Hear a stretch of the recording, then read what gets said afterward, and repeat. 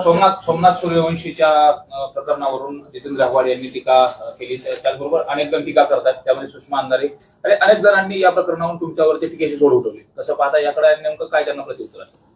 हे पहा, मी संतोष देशमुख आणि सोमनाथ सूर्यवंशी याच्यामध्ये कुठेही फरक केलेला नाही. आणि मला वाटतं जे माझ्यावरती टीका करतायत ते वाकोडे दादा यांच्या कुटुंबियाला भेटायला गेले का हे मला माहित नाही. सोमनाथ सूर्यवंशीच्या कुटुंबाला पहाटे 2:30 वाजता जाऊन मी स्वतः भेटलेलो आहे. आणि त्याच्यानंतर विजय वाकोडे बाबा मानायचे त्यांना, बाबांचे चिरंजीव रवी सोनकांबळे आणि त्यांचे सर्व फॅमिली यांना घेऊन जाऊन मी मुख्यमंत्री महोदयांची त्यांची भेट घालून दिली. सभागृहामध्ये ज्यावेळेस बोलत असताना सोमनाथ सूर्यवंशीच्या कुटुंबाला 10 लाख रुपयाची मदत, त्याच्यानंतर विजय वाकोडे साहेबांना जे 5 लाखाची मदत जाहीर केली होती ती 10 लाखाची करण्यात यावी, हे सुद्धा मी स्वतः सीएम साहेबांकडनं त्या ठिकाणी काम करून घेतलं. आणि या संपूर्ण कुटुंबाची भेट मी तिथे घातली. सोमनाथ सूर्यवंशीचं कुटुंब मात्र आमच्या बरोबर आलं नाही हे मी मान्य करतो. आणि जो लॉंग मार्च निघाला होता परभणीपासून, तर तो जवळपास 25 दिवस चालला. माझं जितेंद्र आव्हाड साहेबांना एकच म्हणणं आहे, आव्हाड साहेब, या 25 दिवसामध्ये तुम्ही एकदा तरी त्यांच्याशी संपर्क केला का हो? क्लेशकारक आंदोलन हे विजय वाकोडे यांचे चिरंजीव आणि हे सर्व मंडळी भीमराव हत्ती आंबेरेसह सगळेजण करत होते. त्या प्रत्येक वळणावर, त्या प्रत्येक वाटेवर मी त्यांच्याशी संपर्कात होतो. आणि त्यांचं नंतर बाबा आपण हे कुठंतरी थांबवलं पाहिजे, मुख्यमंत्र्यांकडे जाऊन एखादा प्रश्न जो जटिल आहे त्या बाबतीत जाऊन मार्ग काढणं चूक असेल तर ती चूक मी 100% केलेली आहे. तुम्ही आता कधी लॉंग मार्च झाल्याच्या नंतर बोलताय, परंतु तुम्ही माहिती घ्या. आणि मी स्वतः, मला तुम्ही अंतर पाडण्याचा प्रयत्न केलाय. तर सकाळी झोपेतून उठल्यापासून माझ्या दरवाजाच्या गेट पासून किचन पर्यंत सर्वच्या सर्व दलित बांधव माझ्या बरोबर असतात. त्याच्यामुळं मला दलितांच्या बाबतीतला कनवाळा वगैरे दाखवण्याची काही गरज जितेंद्र आव्हाडांकडून नाही. आणि संत वगैरे असा शब्द त्यांनी वापरलाय. तर जितेंद्र आव्हाड साहेब, ज्या चिमुकलीवरती बदलापूरमध्ये बलात्कार झाला, जी अतिशय दुर्दैवी घटना घडली, त्याचा आकाश शिंदे का काय तो अक्षय शिंदे आरोपी, त्याची वाहवा करणारे तुम्ही राष्ट्रीय संत असाल तर ती संतगिरी तुम्हालाच लखलाभ. मी हरिभक्तपरायण नाही, परंतु तुम्ही मोठे संत आहात असं मला वाटायला लागलं. अक्षय शिंदेची वाहवा करणं म्हणजे हे कोणत्या मेंटॅलिटीचे आहेत आणि राजकारणासाठी कोणत्या थरावर जाऊ शकतं, तर त्याचं सर्टिफिकेट देण्याची आवश्यकता नाही. आणि अंजलीताई दमानिया आणि सुषमाताई या दोन्हीही माझ्या भगिनी आहेत, महिला आहेत. त्यांच्याबद्दल मी काहीही बोलणार नाही, त्यांचा मी नितांत आदर करतो. परंतु जितेंद्र आव्हाडांनी दुसऱ्याला विनाकारण फोकटचं शहाणपण शिकवण्याचे गप्पा करू नयेत. मी स्वतः सगळ्यांचा कैवारी आहे असं तुम्ही मानू नका. आणि माझ्या स्वतःच्या मतदारसंघातला दलित बांधव 95% माझ्या बरोबर आहे, हे कालच्या निवडणुकीत सुद्धा सिद्ध झालेलं आहे. मात्र सूर्यवंशी यांच्या ज्या आई आहेत त्यांनी देखील तुमच्यावरती आरोप करत असतात, त्यांच्या संदर्भात अशी घटना घडली असेल त्यांनी असा विषय केला असता. हे बघा, मी जे माफ करा कोणाला म्हटलेलं आहे तुम्ही त्याची बाईट, मला वाटतं मी जे केलेलं स्टेटमेंट आहे ते त्याच्यातला काही पार्ट काढलेला आहे. मी काय म्हणलेलं आहे, जे ऍक्शन मोडमध्ये जेवढे व्हिज्युअल्स दिसलेले आहेत तेवढेच पोलीस तुम्ही सस्पेंड करा. आणि जे ऍक्च्युअल ऍक्शन मोडमध्ये दिसलेले नाहीत त्यांना थोडंसं विनाकारण त्यांची नावं घेऊ नका, हे माझं वाक्य आहे. परत एकदा माझं मत आहे की चेक करावं, रिचेक करावं. आणि तिथं सर्व भीमसैनिक होते, आमचे बांधव होते, आरपीआयचे कार्यकर्ते होते, भीम आर्मीचे कार्यकर्ते होते, दीपक केदार साहेब, त्यांच्याशी सुद्धा माझं बोलणं झालं आणि आम्ही विनंती केली त्यांना हात जोडून पाया पडून. एखाद्या आंदोलकांना विनंती करणं, पाया पडणं आणि या बाबतीमध्ये मुख्यमंत्र्यांना काही निर्णय घ्यायला लावणं, तर ठामपणे मुख्यमंत्र्यांनी निर्णय घेतले ना, सर्वोच्च सभागृहामध्ये डिक्लेअर केलं ना, आणि त्याची चौकशी आता ज्युडिशियल चौकशी सुद्धा लागली ना. याच्यापेक्षा कोणतं पाहिजे? आणि एक ते पोलिसांच्या वरती FIRच्या बाबतीमध्ये बोलल्याच्या नंतर मी त्यांना म्हणलं की स्वतः पोलीस त्यांच्यावरती FIR करून घेत नाहीयेत, तर दलित बांधवांना म्हणजे तिथले वाकोडे साहेबांचे चिरंजीव अक्षय ना, आकाश अक्षय असं त्यांचं नाव आहे, ते रवी सोनकांबळे, भीमराव हत्ती आंबिरे आणि तिथल्या महिला भगिनी, या सगळ्यांना मी विनंती एक केली की तुम्ही जर पोलीस त्याच्यामध्ये FIR करून घेत नसतील तर 156(3) कलम केंद्र सरकारने मोकळं ठेवलेलं आहे, आणि 156(3) मध्ये जर कुठे FIR घेतला नाही तर त्याच्यामध्ये, कारण त्याही घटनेला आता 2 महिने होत आले, 30 दिवसाच्या नंतर FIR होऊ शकते त्याच्या बाबतीत, तर 156(3) वापर करा अशा प्रकारची विनंती केली. माझं स्टेटमेंट नीटनाटकं पाहिलं नाही आणि जितेंद्र आव्हाडांसारख्या राष्ट्रीय संतांनी अपुऱ्या माहितीवरती बोलावं याच्यापेक्षा मोठं दुर्दैव नाही असं मला वाटतं. या सगळ्या संदर्भामध्ये क्लिप देखील त्या ठिकाणची व्हायरल केली जाते. हो, ते मी म्हणतो ना, मोडून तोडून तेवढीच क्लिप काढली गेली. मी काय म्हणलोय, माफ करा, कोणाला माफ करा? जे लोक ऍक्शन मोड मध्ये, कारण तिथले SP, IG ते DIG त्यांनी स्वतः ज्यावेळेस आंदोलकांनी मागणी केली त्यावेळेस जे लोक तिथे ऑन कॅमेरा दिसतायत, त्या कॅमेऱ्यामध्ये दिसतायत, तेवढ्या लोकांना सस्पेन्शन करावे अशा प्रकारची मागणी होती. त्याप्रमाणे ते सगळे लोक, आणि मुख्यमंत्र्यांनी, हे बघा, अशा कोणत्या एका गंभीर प्रकरणामध्ये राज्याचे गृहमंत्री आणि मुख्यमंत्र्यांच्या परवानगीशिवाय होतंय का? त्यावेळेस आम्ही बी म्हणलो आंदोलकांची ही मागणी बरोबर आहे, सस्पेन्शन करा, परंतु जे कुठेच नाहीत, रेकॉर्डवर नाहीत, त्यांचं सस्पेन्शन जर करायचं म्हणलं तर उद्याच्याला म्हणजे पोलीस बलाच्या म्हणजे मनोबलावरती परिणाम होईल. अशा प्रकारचं वाक्य मी तिथं वापरलेलं आहे, आजही वापरतो. यात काय चूक आहे? जर चूक असेल तर कोणीही जोडा काढा, परंतु चूकच नाहीये. अंजली दमानिया यांनी असा आरोप केलाय की सुरेश धस यांची बावनकुळे यांच्या बंगल्यावर एका व्यक्तीसोबत भेट झाली आणि त्यानंतर त्यांनी या सगळ्या प्रकरणात U-टर्न घेतलाय, आपली भूमिका सौम्य. हे बघा, माझी अजूनही भूमिका कुठेही सौम्य वगैरे नाही. अंजली ताईंचं मी आजही आदर करतो बरं का, आणि मी एवढा छोटा बेटा नाही, याची भेट झाली त्याची भेट झाली, मी भेटा गाठीवाला नाही आणि मी कोणाच्या बापाला भेट नाही. अण्णा, महादेव मुंडे हत्या प्रकरणामध्ये आरोपी अटक नाहीत, त्यामुळे आता ज्या ज्ञानेश्वरी ताई आहेत त्या SPची भेट घेऊन उपोषणाचं त्यांनी इशारा दिलेला आहे. मग काय करेल ते माय माऊली, ती काय करेल? त्यांचं बरोबर आहे, त्या वेगळ्या एजन्सीकडे तपास द्या म्हणतात, परंतु माझं मत आहे, ताईंना त्यांना विनंती आहे की थोडा दिवसाचा अवधी द्या. त्यांची चूक नाहीये, त्यांचा पती जाऊन 15 महिने होऊन गेले, आता हे 16वा महिना लागला. 16 महिन्यामध्ये पण आता SPनी DYSP आणि LCB अशा पद्धतीची हे चौकशी लावलेली आहे. आणि ज्या दिवशी SPनी चौकशी लावली त्या दिवसापासून एक 10 ते 12 का 16 जण परळीमधनं गायब आहेत.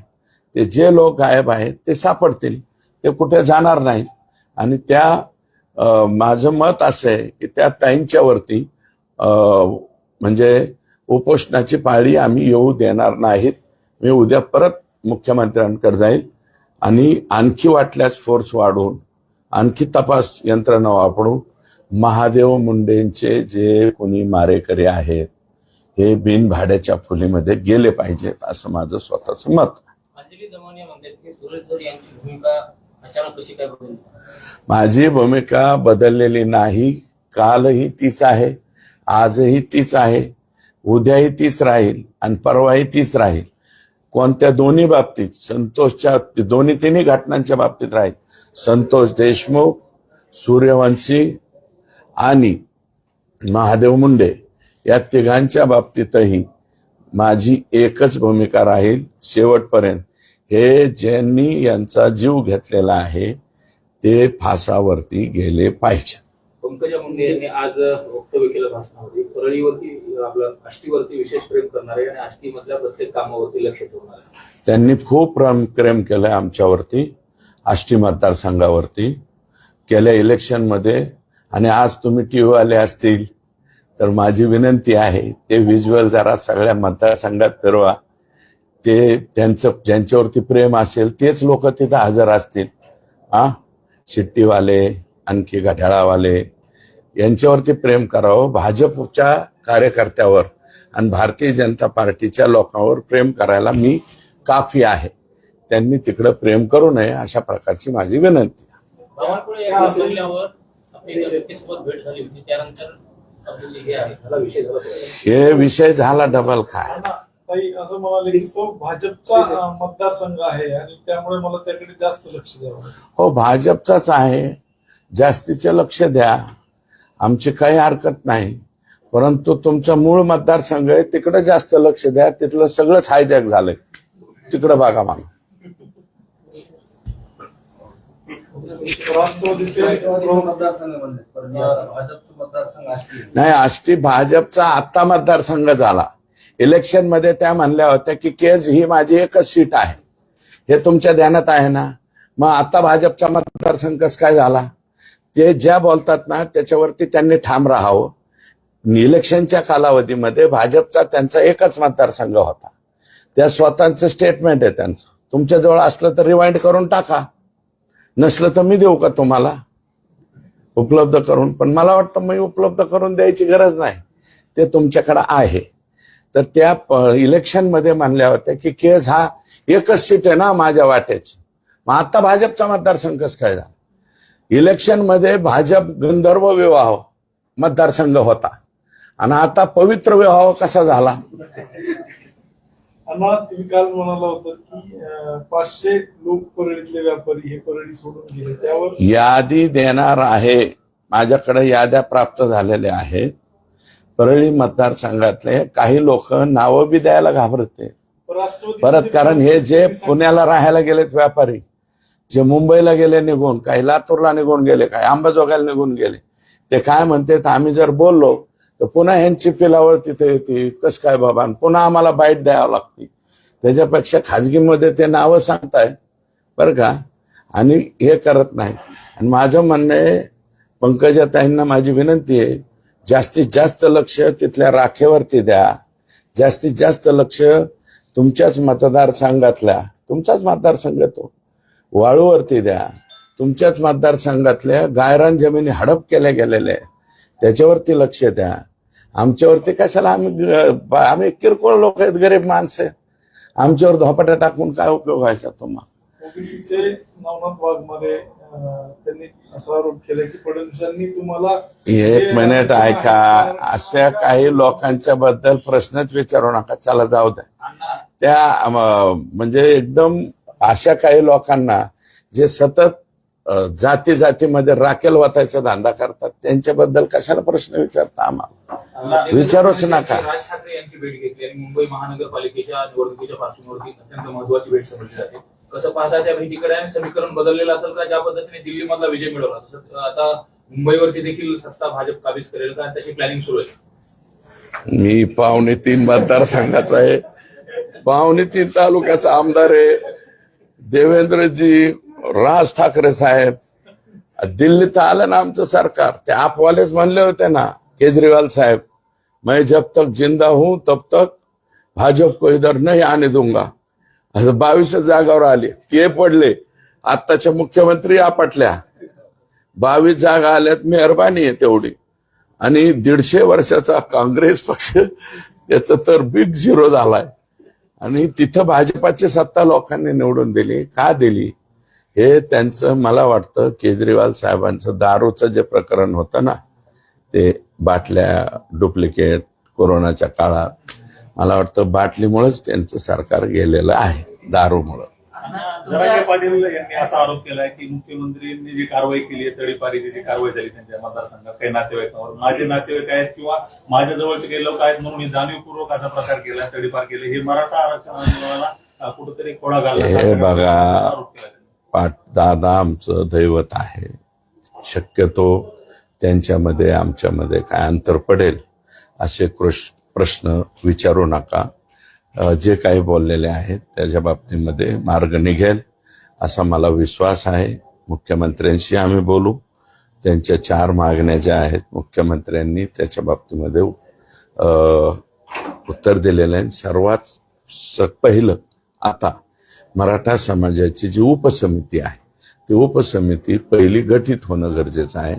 ती गठीत झाल्याशिवाय पुढचे बाकीचे प्रश्न मार्गी लागणार नाही, कारण अजून समितीच गठीत नाही.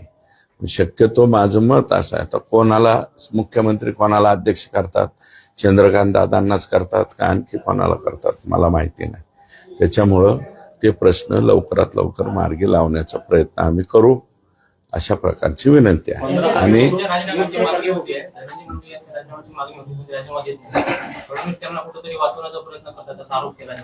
फडणवीस साहेबांचा काय संबंध? धनंजय मुंडे साहेब कोणत्या पक्षाचे आहेत? राष्ट्रवादी काँग्रेस पक्ष अजितदादा पवार साहेबांचा गट आहे. त्यांचा राजीनामा घ्यायचा का नाही हा सर्वस्वी विषय अजितदादा पवार साहेब, प्रफुल्ल पटेल साहेब, माननीय सुनील तटकरे साहेब, भुजबळ साहेब हे प्रमुख लीडर आहेत ना त्या पक्षाची, कोर कमिटी आहे ना, त्यांचा निर्णय आहे. भुजबळ साहेब सुद्धा ज्येष्ठ नेते आहेत. या 3-4 याच्यामध्ये जर बसलं तर त्यांनी निर्णय करावा. उगच्या उगं तुम्ही दुसऱ्याचं लोडणं भाजपच्या गळ्यात का घालायला लागले बाबा? आमच्या भारतीय जनता पार्टीच्या गळ्यात घालू नये अशा प्रकारची आमची विनंती आहे. शेतकऱ्यांच्या अडचणी आहेत. सोयाबीन उत्पादन अद्यापही खरेदी सुरू नाही आणि खरेदी केंद्र बंद झाले. नाही, खरेदी चालू आहे. खरेदीची मुदतवाढ वाढली, परंतु अजून सुद्धा काही सेंटरवरती 90 गाडी 100 गाडी. हे काय आहे की सुरुवातीला ज्यावेळेस सरकारने सांगितलं की बाबा तुम्ही ऑनलाईन करा, तर थोडंसं काही ठिकाणी ऑनलाईनची दिरंगाई झाली, काही ठिकाणी बारदाण्याचा प्रश्न आलेला आहे. तर उद्याच्याला कॅबिनेट आहे. आम्ही मुख्यमंत्र्यांकडे त्यांची खरेदी राहिलेली आहे अशा प्रकारची ओरड माझ्या स्वतःकडे आली. उद्याच्याला आम्ही एकदा मुख्यमंत्र्यांना विनंती करू. आणि काय झालं की पेमेंट 6व्या 7व्या दिवशी पडायला लागलं, म्हणून लोकांचा विश्वास जास्त वाढला. 4,892 ही किंमत तशी बऱ्यापैकी किंमत शेतकऱ्याला त्या ठिकाणी केंद्र सरकारच्या माध्यमातून दिली जाते. 15 तारखेपासून जरांगे पाटील यांनी सामूहिक उपोषण पुन्हा एकदा सुरू करण्याचा निर्णय घेतला. तसेच मुंबईला देखील आंदोलनाला जाणार असल्याचं म्हटलंय. तुम्ही यापूर्वीच्या उपोषणात मध्यस्थी केली होती, आता पुन्हा त्यांनी आंदोलन करू नये यासाठी तुम्ही काही प्रयत्न करणार आहात? 100% प्रयत्न करू, बोलू, चर्चा करू. चर्चेअंती सगळं मिटतं, आम्ही मिटवण्याचा प्रयत्न करू. बिबट्याच्या हल्ल्यामध्ये एक महिला जी आहे ती मृत्यू झाली होती. कशा पद्धतीची त्या संदर्भामध्ये सरकारकडे तुम्ही पाठपुरावा केला नाही? काय स्टँडिंग ऑर्डर्स आहेत. त्या बिबटनी येवले नावाच्या मुलाचा एक सकाळी 6:30 वाजता कारेगावच्या आमच्या इथं एक भोसले वस्ती आहे तिथे चावा घेतला. तो मुलगा इथं आहे सिव्हिलला, कारण आम्ही तातडीत सिव्हिलला आणला. आणि हे जे आहे बिबट्याच्या साधारणतः काय त्याच्या उंचीपेक्षा कमी कोणतीही वस्तू दिसली तर ते त्याला सावज वाटतं. आणि ते प्रकार असा झाला की ह्या आमच्या ज्या आजी आहेत आणि त्या पवळीच्या वरून पास व्हायचं होतं. वय जास्त असल्यामुळं 65 अबाऊ त्यांचं एज होतं. त्या पवळीवर बसल्या आणि परत पुढच्या उतरायचं, काठी होत्या हातात. तर ते नेमकं बिबट जे आहे त्या पवळीवरती आलं. त्यावेळेस त्याला त्या उंचीपेक्षा कमी दिसलं म्हणून सावध वाटलं. हे एक कारण असावं किंवा दुसरं कारण असावं, कदाचित ती मादी बिबट असावी. मादी बिबट आणि आता म्हणजे त्यांची पिल्लं लहान असण्याचा कालावधी साधारणतः 1.5 महिन्यापर्यंत बिबट व्याल्याच्या नंतर ती एकाच ठिकाणी थांबते आणि तिथून ते दुसरीकडे जाते. शक्यतो एखाद्या मॅनकाइंडनी फटाका वाजवला किंवा काय झालं आणि ते पिल्लं त्याच्यापासून दूर गेली तर ते थोडंसं रागावू शकते आणि त्या रागावण्यामध्ये नेमकं हे सावज दिसलं. हेही कारण म्हणजे मी समर्थन करत नाही त्या गोष्टीचं, परंतु शेवटी तो ए कॅटेगरीचा प्राणी आहे. त्याला बंदिस्त करण्याचा सुद्धा आमचा प्रयत्न चाललाय. त्याला अटक करून बंदिस्त करून खेड मंचरला आम्ही त्याला दुरुस्तीला त्या ठिकाणी पाठवणार आहोत. परंतु शासनाची जी 25 लक्ष रुपये एखाद्या व्यक्तीचे प्राण गेला तर 25 लाख रुपयाची मदत द्यायची, तर ती मदत आम्ही आता, कारण मी डिपार्टमेंटला सांगितलं होतं 3 दिवसाच्या आत, कारण त्या कुटुंबाला विनंती केली ती मी, कारण त्यांचा मुलगा जो आहे त्यांच्या जिभेचं ऑपरेशन झालेलं आहे, ते आराम करायला पुण्यामध्ये त्यांना परत जाणं गरजेचं होतं. मग दशक्रिया विधीच्या ऐवजी 3ऱ्या दिवशी दशक्रिया करा अशा प्रकारची विनंती केली. तर ते मान्य झाली का नाही मला माहित नाही. हा झाली. त्यांनी 3ऱ्या दिवशी, आमचेच लोक आहेत ते, बोबडे आडनाव आहे, तर त्यांनी 3ऱ्या दिवशी दशक्रिया विधी केलेला आहे.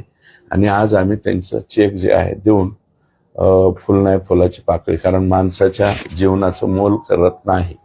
परंतु हे शासनाने पूर्वी 15 लाखाची मदत होती, आता 25 लाखाची केली.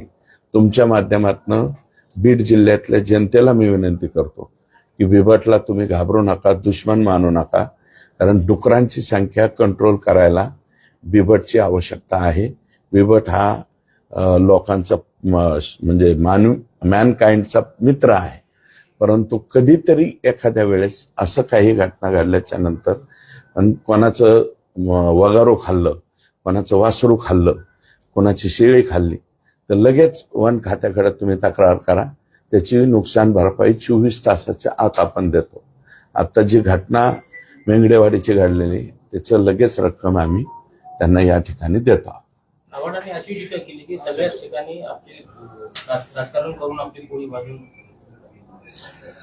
आव्हाडांना नेमकं कशामुळे माझ्यावर प्रेम होतं आलोय हेच कळाना मला. मी उद्या भेटल्यावर विचारतो त्यांना. ओके.